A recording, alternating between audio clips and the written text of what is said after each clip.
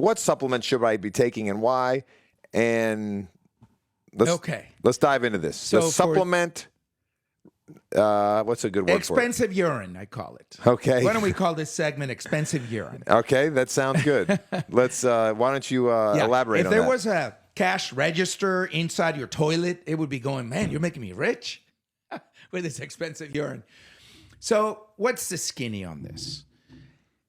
Lifestyle, plant-based diet, physical activity, proper sleep, decreased stress. Yeah, we've talked about all that stuff, but tell me about the supplements. Like which supplements, let's start off with which supplements are good and why, and which ones are BS and why, and which ones we just don't have the data on. I think that's a nice way to break this up for the audience. Okay. So which are the ones you recommend?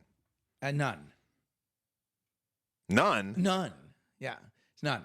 So let's start with a couple of simple facts. I mean, I'm low in B12, so you have me take... I get it, but that's because you have a problem. You have pernicious anemia.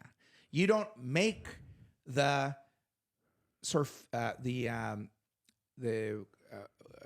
receptor, the intrinsic factor in the wall of your stomach that binds the B12 to absorb it. Okay. It's a genetic issue. Right? Now, I get it. Some people who had cancer in the stomach, some people who had a gastrectomy because they had surgery, like weight loss surgery. They had gastric bypass. They had partial resection from a gastric sleeve. In other words, bariatric surgery.